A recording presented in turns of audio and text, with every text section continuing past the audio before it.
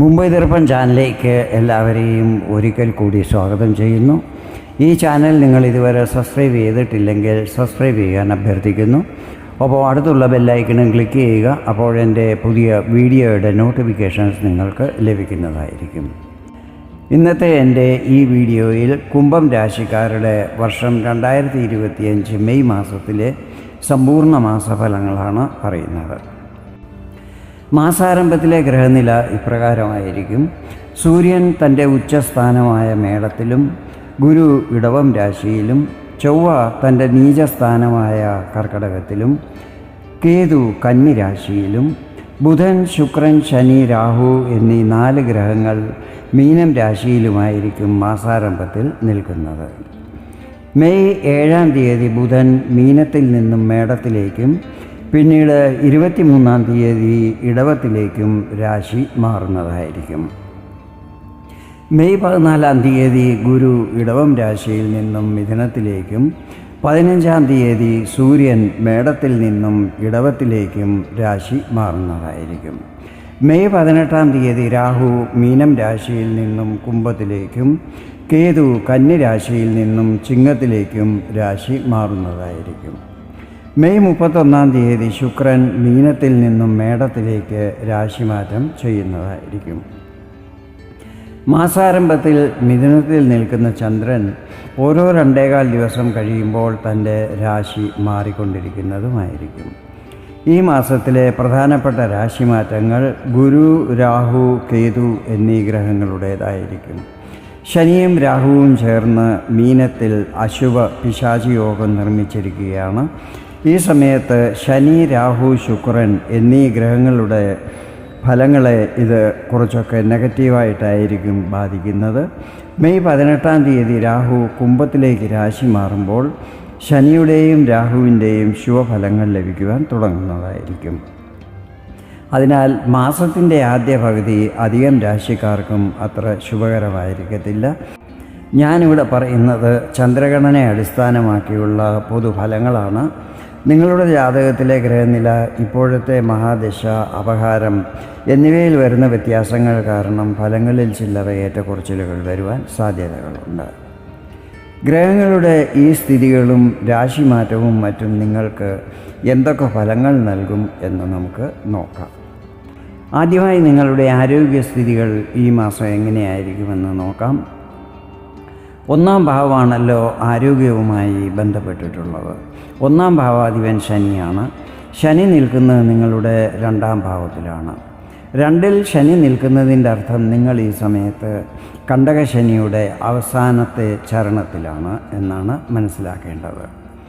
2-ാം ഭാവത്തിൽ ശനിയോടൊപ്പം രാഹു നിൽക്കുന്നത് നിങ്ങൾക്ക് ചില്ലറ ആരോഗ്യ പ്രശ്നങ്ങൾ വരാൻ ഇടയാക്കുന്നതായിരിക്കും. കൈകാൽ മുട്ടുകൾക്കും നടുവിനും മറ്റും വേദന, മറ്റ് അസ്ഥി സംബന്ധമായ പ്രശ്നങ്ങൾ എന്നിവ അലട്ടുവാൻ സാധ്യതകളുണ്ട്. ഈ കാര്യത്തിൽ ശ്രദ്ധിക്കണം. മെയ് 18-ന് രാഹു രാശി മാറുമ്പോൾ ഈ വക പ്രശ്നങ്ങളിൽ ആശ്വാസം ലഭിക്കുന്നതായിരിക്കും. ഇനി നിങ്ങളുടെ വിദ്യാഭ്യാസത്തെക്കുറിച്ചാണ് പറയുന്നത്.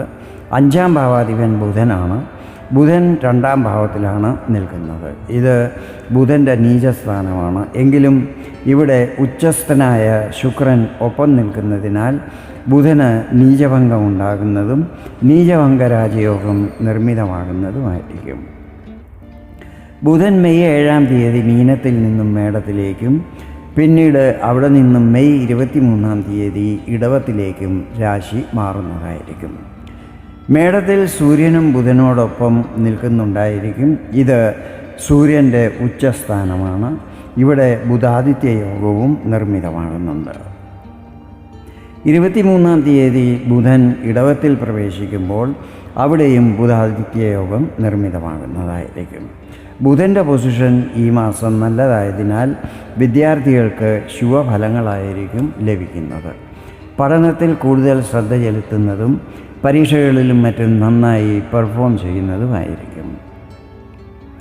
ലവ് റിലേഷനിലുള്ളവരെക്കുറിച്ച് പറയുകയാണെങ്കിൽ ഈ മാസം നിങ്ങൾക്ക് അനുകൂലമായിരിക്കും.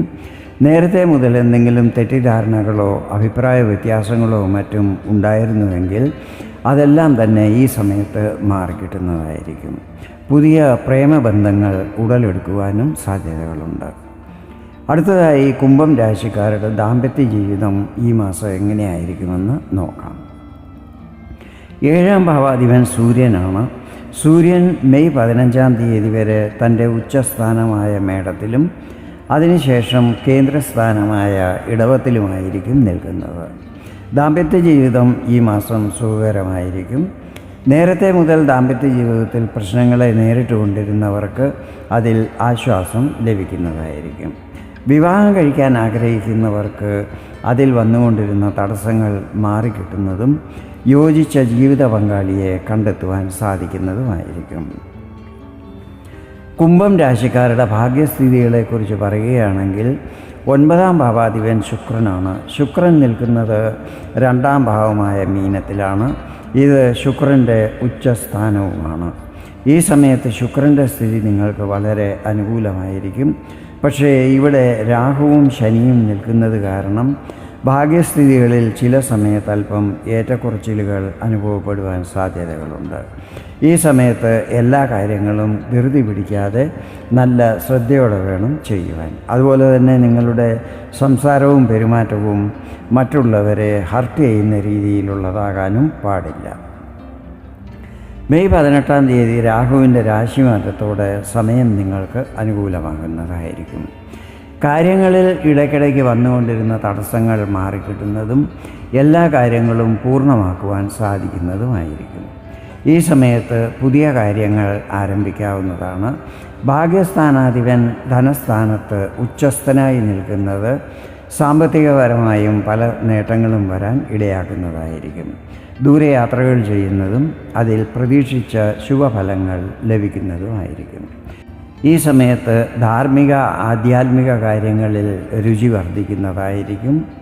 പിതാവിൻ്റെ എല്ലാ സഹകരണങ്ങളും ലഭിക്കുന്നതായിരിക്കും. ഉപരിപഠനം ചെയ്യുന്ന വിദ്യാർത്ഥികൾക്ക് സമയം വളരെ അനുകൂലമായിരിക്കും. ക്യാമ്പസ് ഇൻ്റർവ്യൂ, കോമ്പറ്റേറ്റീവ് പരീക്ഷകൾ എന്നിവയിൽ നന്നായി പെർഫോം ചെയ്യുവാൻ സാധിക്കുന്നതായിരിക്കും. സന്താനപക്ഷത്തെക്കുറിച്ച് എന്തെങ്കിലും ആശങ്കകളുണ്ടെങ്കിൽ അതെല്ലാം തന്നെ മാറിക്കിട്ടുന്നതുമായിരിക്കും. ഇനി നിങ്ങളുടെ കരിയറിനെ കുറിച്ചാണ് വിവരിക്കുന്നത്. 10-ാം ഭാവാധിപൻ ചൊവ്വയാണ്. ചൊവ്വ നിൽക്കുന്നത് നിങ്ങളുടെ 6-ാം ഭാവമായ കർക്കിടകത്തിലാണ്. ഇത് ചൊവ്വയുടെ നീചസ്ഥാനമാണ്. ഈ സമയത്ത് ഓഫീസിൽ എല്ലാ കാര്യങ്ങളും ധൃതി പിടിക്കാതെ നല്ല ശ്രദ്ധയോടെ വേണം ചെയ്യുവാൻ. ഓഫീസിൽ മറ്റുള്ളവരുമായി വാക്കുതർക്കങ്ങളും മറ്റും ഉണ്ടാകാതിരിക്കുവാൻ ശ്രദ്ധിക്കണം. ഈ സമയത്ത് ക്രോധത്തിലും നല്ല കൺട്രോൾ ഉണ്ടായിരിക്കണം. ജോബ് ചേഞ്ച് ചെയ്യാനും മറ്റും ആഗ്രഹിക്കുന്നവർ അല്പം കൂടി കാത്തിരിക്കുന്നത് നല്ലതായിരിക്കും. അവസാനമായി നിങ്ങളുടെ ബിസിനസ് ഈ മാസം എങ്ങനെയായിരിക്കുമെന്ന് നോക്കാം. 7-ാം ഭാവാധിപൻ സൂര്യൻ്റെ സ്ഥിതി ഈ മാസം വളരെ അനുകൂലമാണ്. അതുപോലെ ബുധൻ്റെ സ്ഥിതിയും നല്ലതാണ്. വ്യാപാരി വ്യവസായികൾക്ക് ലാഭസ്ഥിതികൾ നല്ലതാകുന്നതും ഇൻകം വർദ്ധിക്കുന്നതുമായിരിക്കും. ഈ സമയത്ത് നിക്ഷേപങ്ങളിൽ നിന്നും നല്ല റിട്ടേൺസ് ലഭിക്കുന്നതായിരിക്കും. സാമ്പത്തിക സ്ഥിതികളും സുദൃഢമാകുന്നതായിരിക്കും. ഇതാണ് കുംഭം രാശിക്കാരുടെ മെയ് മാസത്തിലെ സമ്പൂർണ്ണ മാസഫലങ്ങൾ. വീഡിയോ നിങ്ങൾക്ക് ഇഷ്ടപ്പെട്ടെങ്കിൽ ഇതുപോലെ ജ്യോതിഷ സംബന്ധമായ കൂടുതൽ വിവരങ്ങൾ അറിയുവാൻ വേണ്ടി എൻ്റെ ഈ ചാനൽ സബ്സ്ക്രൈബ് ചെയ്യാൻ അഭ്യർത്ഥിക്കുന്നു. വീണ്ടും വേറൊരു വീഡിയോയിൽ കാണാം. അതുവരെ എല്ലാവർക്കും നന്ദി, നമസ്കാരം.